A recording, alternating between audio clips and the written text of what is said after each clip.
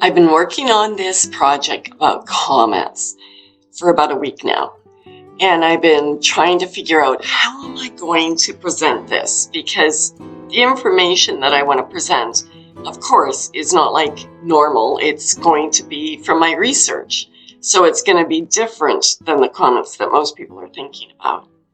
And I just couldn't get this. And then I ran across a video that just put all the pieces together.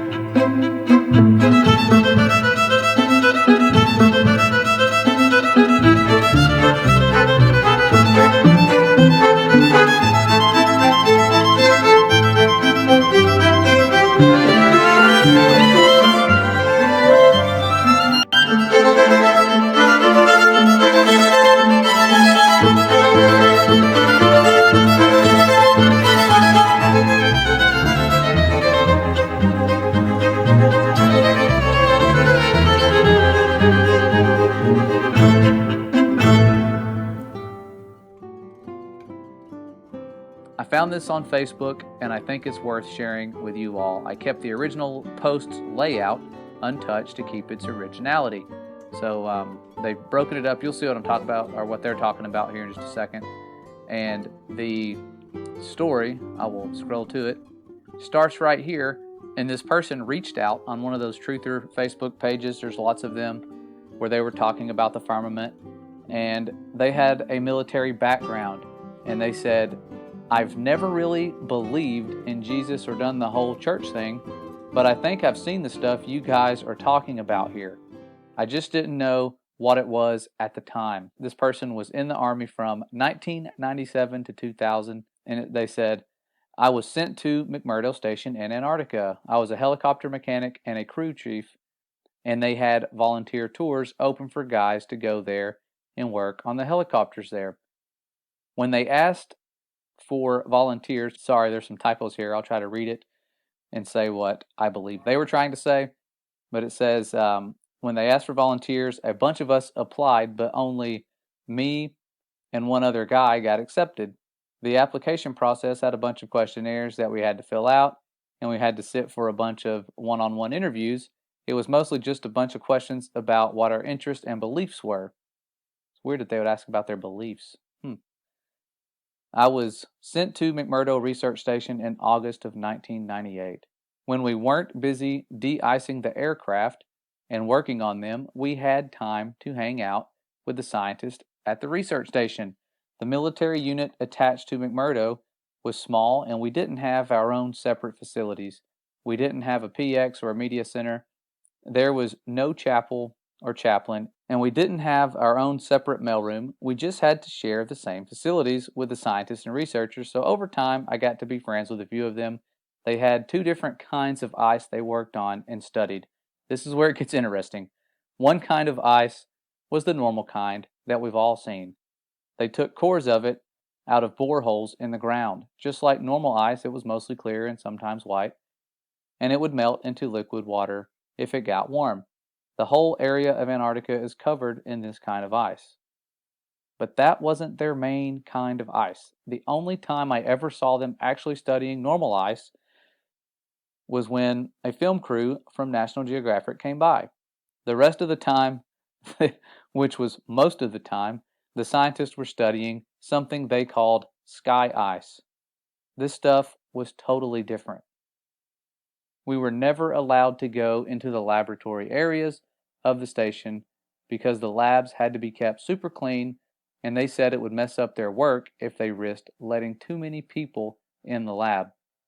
But one time, one of the researchers that I was friends with showed me a piece of sky ice. You couldn't touch the stuff with your bare hands because it was so cold. And it wasn't clear or white like normal ice. It was solid blue.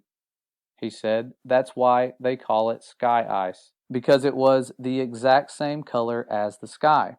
We had to wear thick, heavy going outside gloves to handle it. The stuff was so cold, it would instantly freeze your skin if you touched it. I don't remember what the temperature he said it was, but it was something like hundreds of degrees below zero, way colder than the normal ice that was outside. He had to carry it in a metal bottle that was kind of like a thermos.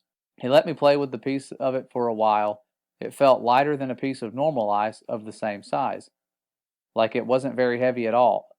It almost felt like you could throw it up in the air and it would just float back down. But I didn't try that. And it was also a little flexible when I tried to bend it. It didn't break like normal ice would. And even for a small piece, you could see through it. It was solid blue right from the surface. And here's the really weird part. It didn't melt into water. When it got warm, because we had it inside, it just started to shrink. It got smaller and smaller, but my glove never got wet. And there was no water on the floor. The stuff just turned into thin air when it got warm and vaporized. He said that was the reason why they had to study the stuff right there in Antarctica. You couldn't take the sky ice back to America to study it because it was almost impossible to keep it cold enough during transit. And then they shared a verse right here where it says, "And above the firmament that was over their heads was the likeness of a throne, as the appearance of a sapphire stone. And upon the likeness of the throne was the likeness as the appearance of a man above upon it." And then we continue off where it says, "It would always vaporize into air, and you'd have nothing left when you got back to the US," he said. Russian scientists had discovered the same problem when they tried to take the ice back to Russia. So that was why they all had research stations in Antarctica. After maybe 15 minutes of handling the piece of sky ice, it was almost completely gone. Just a tiny little bit was left, and my glove was dry the whole time. I'd never seen anything like it before or since, and that's unusual because I've always had an interest in scientific things. I think that's even why I got selected to go to Antarctica, because a big part of the interview was about science and what I believed about things. So I really thought it was cool to see something I'd never heard of before. The whole time I was at McMurdo, I heard people talking about the wall like that was a special place.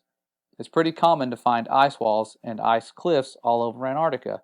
The whole place is ice, but it's all just normal white or clear ice. So I asked my friend where they get the sky ice from, and he said it comes from the wall.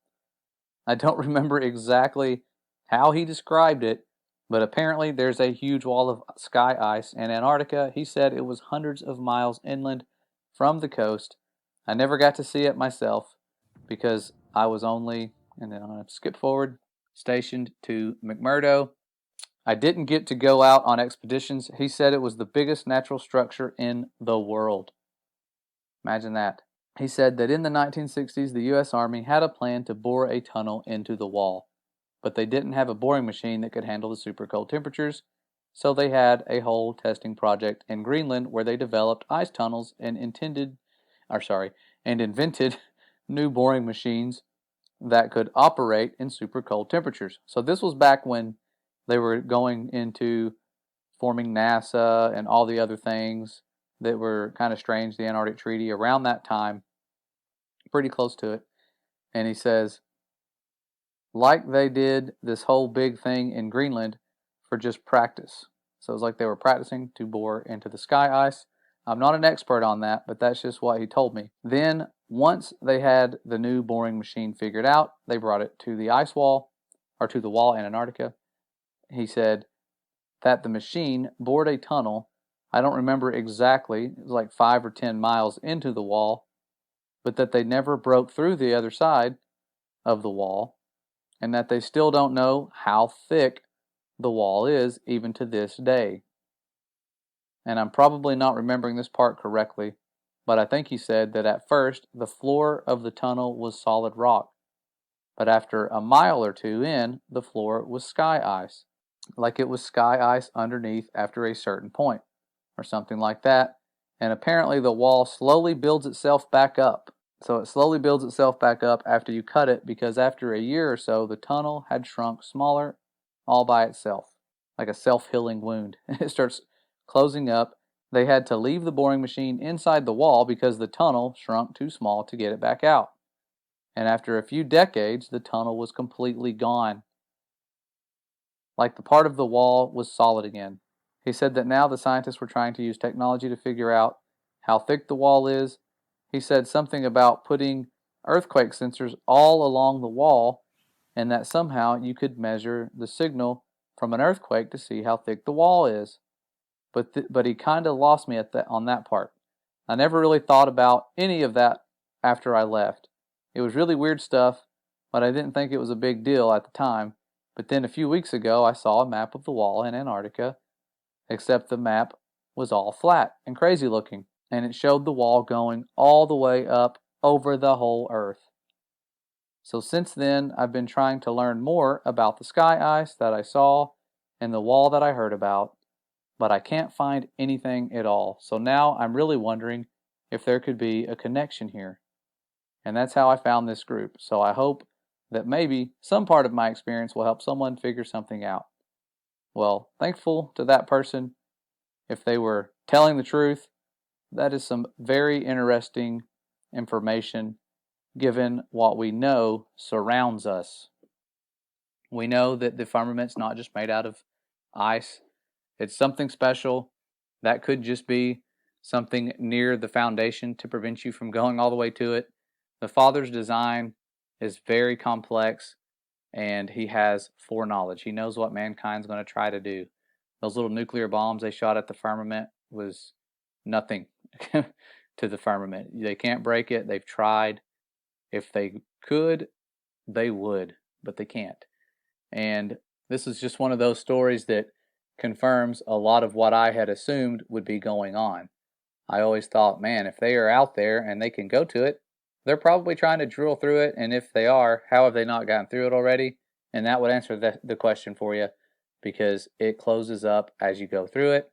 But this was back in the 60s. There's no telling what they're trying now, mostly guarding it. I'm sure that's the biggest job they have, is keeping us from going there. And if you do go there, you can only go to certain places. It is tens of thousands of dollars for a one-way ticket. Otherwise, many of us would have already gone there, tried to do some sneaking around and investigating. But this video here, it only had like 300 views. But really cool stuff. Wanted to pass this along. I know the days of censorship have it to where you can't find stuff like this anymore. And I remembered putting it in my Firmament playlist. I just wasn't sure if you guys had heard about this and wanted to pass it along to you. Answers some questions that most of you, if you're like me, had about what's going on out there and what are some of the properties near the foundation of the firmament, if they're even close to it. Could go on like that for many, many miles. Who knows?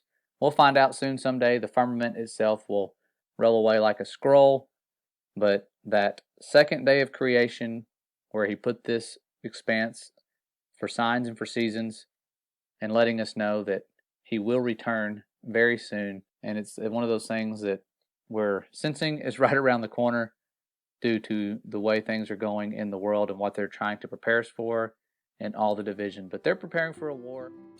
So interesting stuff. When I was looking at Corey Good and David Wilcox stuff back a few years ago on Cosmic Disclosure, he had a number of people that actually came on his show and said that they had been stationed at this wall.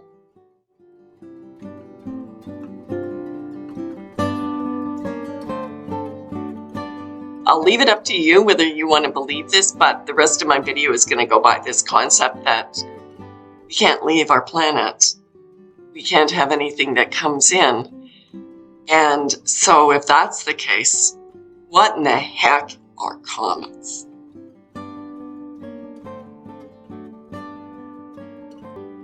So most of us have seen this picture on Ancient Aliens. And the reason why I use Ancient Aliens a lot is because it really was the place where most of us were first introduced to that our reality was a little different than we thought. But they focused narrowly on a few different things, only a handful of pictures, a handful of sculptures, and gave us a narrow view of it only being from outer space, ancient aliens that came from another place, like the Pleiades. But if you take in the firmament, that's an impossibility.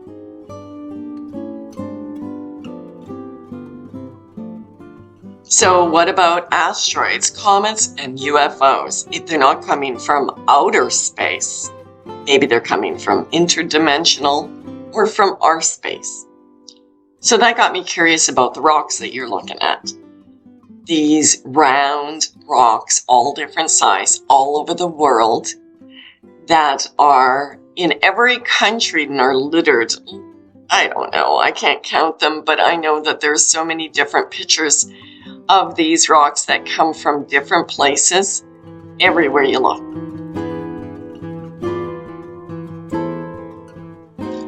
I know these could be, some of them, ancient eggs from dinosaurs, if that's what you want to believe, or some large reptilian giant. That's truly the way I look at things. At one time, everything was much larger. It wasn't just certain dinosaurs like T-Rex. It was the people as well. So we do have a lot of ancient pictures of showing people riding dinosaurs. But that's not what I'm talking about here. There are a lot of these balls that look like they're mechanical. That's the only way to describe them. Like the one that you're looking at right now. Looks like it's a big eyeball.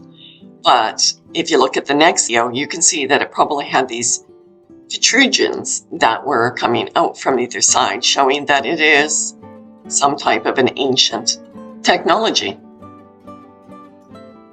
This sphere reminds me of the Black Knight satellite. If you guys haven't looked into it, Nikola Tesla is said to have been the first one to make contact with the Black Knight satellite in 1899. So it has been observed for a long time. This is ancient technology. They're trying to make us think, just like ancient aliens, that this comes from another galaxy far, far away. But I believe it is ancient technology that we once had and we've lost. So if we really do have a firmament and we can't go out, and we are having asteroids and comets that hit the Earth, and we see them, we see the meteor showers, what are they? Honestly, I'd like to say that I know. I have a lot of theories that run through my head. One is it's an ancient weapon system that the powers that be, when they've had enough of what's going on, they just wipe out certain societies. And through using these giant cannonballs, if you want to call them that, they obviously are coming from somewhere. Or there is this premise as well. The Boogeyman channel has an interesting concept. He talks about, and actually shows a lot of proof on it, that this possibly could be a tether system that is in the sky that has all of the stars attached to them. That's why we always see them in the same formation. But after a time, they wear out or they burn out and they loosen themselves and come crashing down. And that would be something that we would see like a meteor or a comet. But one thing's for sure, if we have a firmament, these things are not coming from outside. They're not traveling a million miles an hour, going through the galaxy, and then just happenstance upon us. They're too precise, they're too round, they're too mechanical to be just nature. There's so many questions that I still have. I haven't completely solved this, and matter of fact, I haven't solved it at all, except for I've got questions, and I hope I opened your mind to some new possibilities of what our realm is. And although this does put together a lot of the destruction that we see around the world, like the pictures that you're looking at, you can see it's been pelted. I'm assuming by the balls I'm showing you. If you like my channel and my videos, and you would like to support me, please like, share, and subscribe. And if I haven't blown your mind yet, I'm going to throw in Jean Levi's video that I came across at the very last minute, and I think this one might keep you up at night. So today I'm going to attempt something rather difficult. We're going to take a great and deep look at our realm. Now, I've recently come across a channel, an absolutely fascinating channel. I'm not even sure how I found it. Perhaps somebody recommended it to me. And slowly, over the course of about 8 or so videos, he has revealed what appears to be the position of our location within this realm. And while the masses are debating the shape of the Earth, be it a plane or a ball, this theory that this channel proposes, in my opinion, is beyond both of these theories, and perhaps in a strange way encompassing both at the same time. Again, several videos and so much to touch on. At best, I hope to scratch the surface, and I encourage you to go over and check out his channel. You will most certainly want to watch his videos, and I can only expect the same backlash that he has received when trying to explain this theory. And as always, I'll preface this video with the fact that I don't know. These are just ideas. What I'm certain of is what we have been told is a lie, and that puts all other theories on the table. Here I'm opening up with these moon photos I found. Excellent close-ups of the craters of the moon. And what is the moon? What is this luminary above us that always shows the same side? Many theories and many fantasies told to us by NASA. There's enough videos on that. But here this channel begins early on with the Earth and Moon. And here what you can see is the sun shining on the Earth and creating a reflection. And now this could be the dome, or as written here, the plasma belt. Suspend your disbelief. Let this be whatever your constitution allows it to be. And what we can see is the Earth's image bouncing onto this dome, or inside of this bubble. And this channel's theory, which will be backed up by a lot of fascinating evidence, is that what we see as the moon may simply be the reflection of the Earth on this dome or bubble or plasma belt. And one would say, if that were the case, we would see some resemblance. We would see some kind of continent and be able to match it to our current maps. And that would be the logical idea. I'll cut to the chase and say that his theory proposes that the Earth is 1,000 times bigger, if I'm correct. And what we're seeing on this moon reflection is a depiction in the form of a reflection of our actual realm and the true size of it. And where do we fit into this reflection? We simply being in a small crater in this greater realm. And this channel will take us into the crater, the exact crater, and will show us the true layout of our continents and their orientation within the crater, and perhaps more importantly, the way out. And the way out happens to be towards Antarctica. Not surprising, the longest treaty held by the most nations for any amount of time, still honored to this day, keeping people away from Antarctica. And if we do live in a little crater, or giant crater, one could understand how this realm could be both a plane and something greater, in which we can't even begin to conceive of. If this is true, the reflection on the moon could still only be a sliver of this realm. And I think I'll just open with that idea. And here now he's identified which crater is our crater.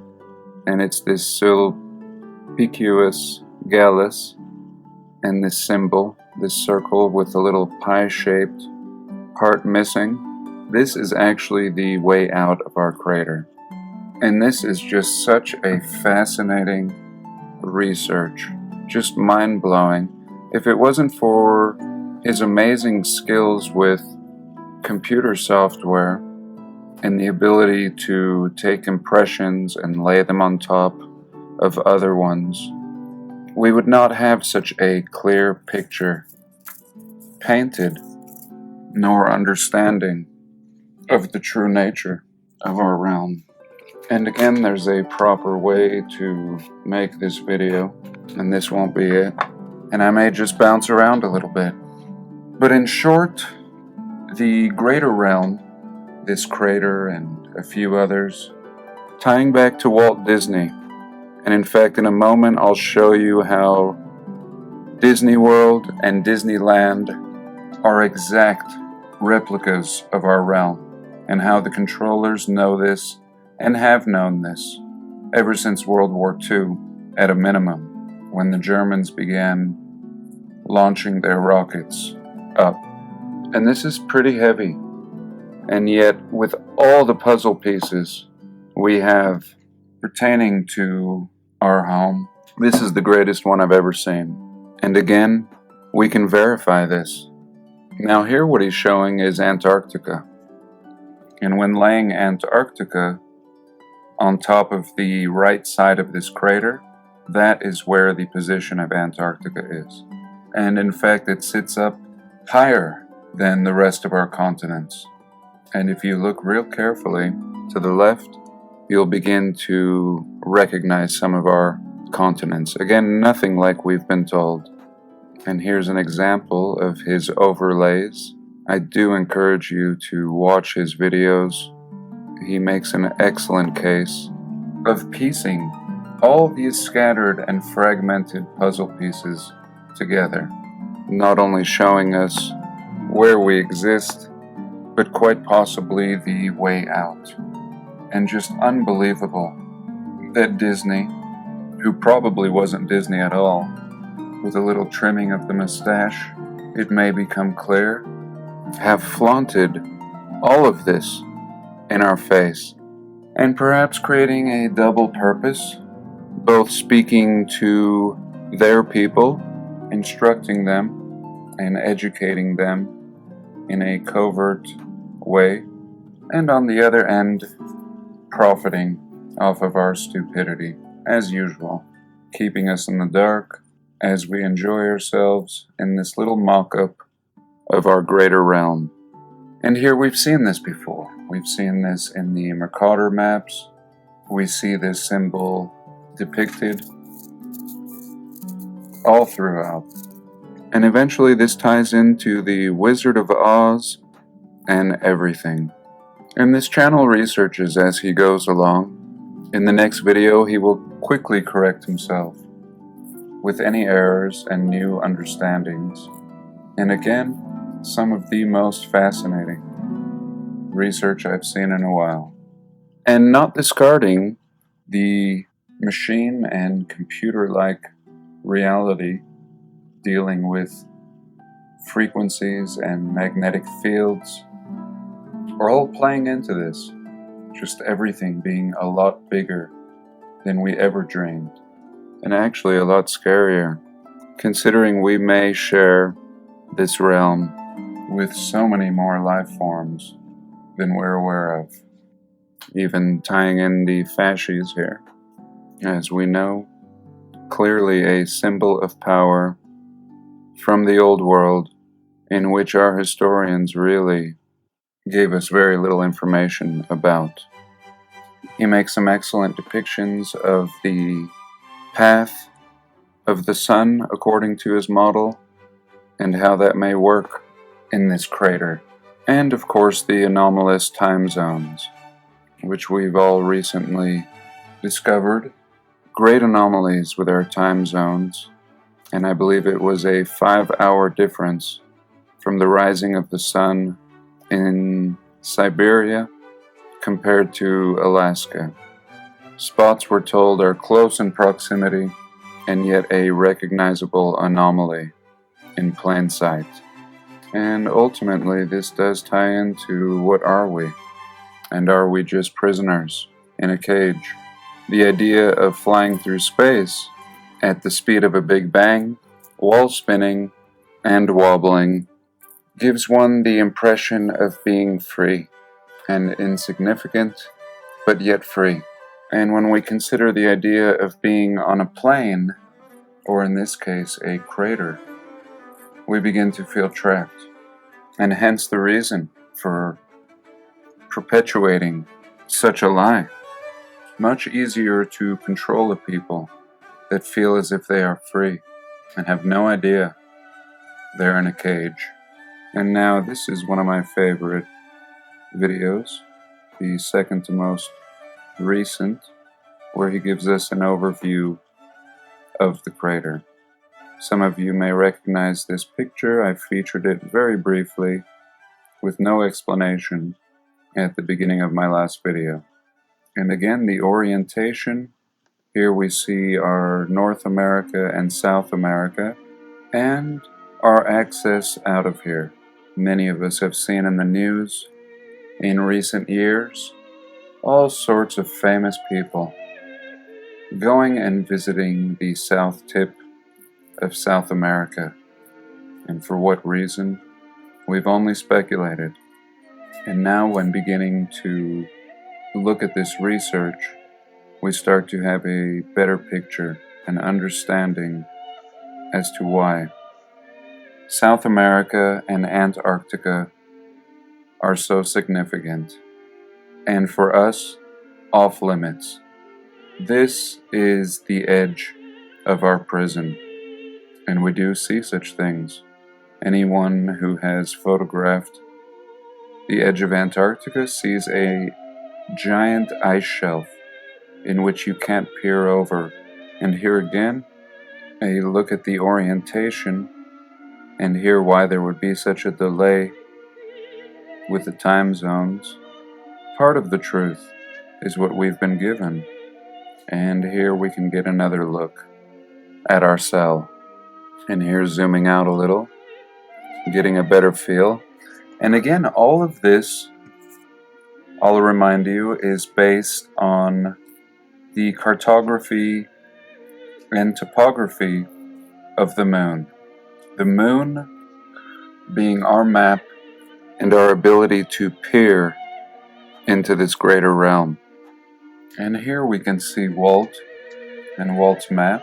And you see right behind Walt's good old head there, we can see South and North America, just like the moon maps show. And he also shows us the way out of here. And the Wizard of Oz and the Yellow Brick Road also being a reference and roadmap.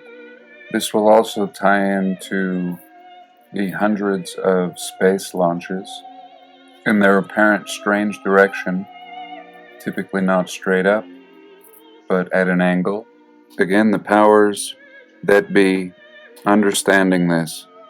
And when we consider the international treaties and laws that keep average people away from this area, this really begins to make a lot more sense and adds credibility to this theory. Let me remind you that I don't know, once again, but I applaud people who research outside of the box. And if people stop doing such things, our future is doomed. And there's no way I could sum up all of these videos.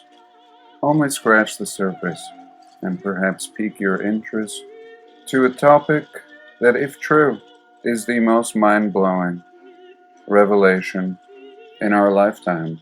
And you know Disney has been on our radar, very similar to the World's Fairs and having a part in them, and Tomorrowland and NASA and all these things fitting into this rabbit hole beautifully.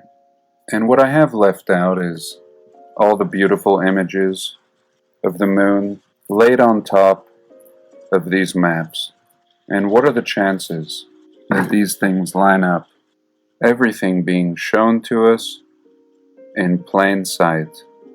And just incredible to be able to now go back and watch these old Disney films and make some sort of sense out of what Walt Disney was really up to. So Disneyland just being a small look at our crater, and what we see at Disney World is the realms beyond our crater, and exactly maps that mirror the lunar maps. And good old Walt here telling us all about their plans. Now we can understand all the NASA launches and what they were really up to. We certainly didn't get any good science out of these silly expeditions. Shooting these rockets with airplanes on the top to finish the voyage. And Walt shows us where their airports are situated and where the cities of the future will be. Perhaps this is where they send celebrities off after their faked deaths.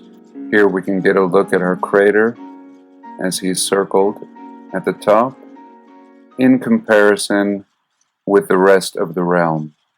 We simply stuck in this little bowl while the controllers are out enjoying the greater realm, leaving us to govern our own prison while they settle the rest of the realm.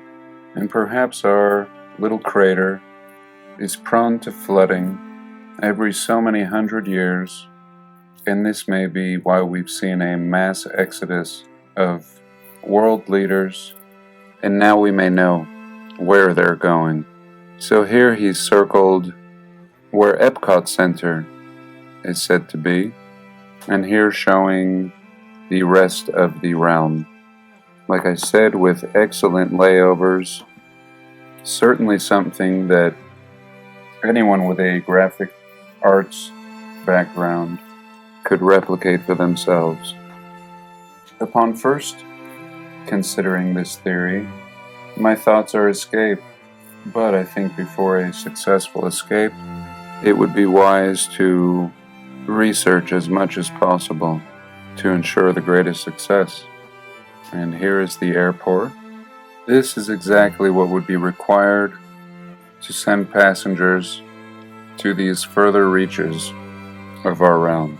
Probably a lot more space missions than we've been told about. And here we can see a map of the Wizard of Oz, or the Land of Oz. Very exciting work. It has reinvigorated my interest in looking at close-ups of the moon, and equally my desire to get as close to Antarctica as possible.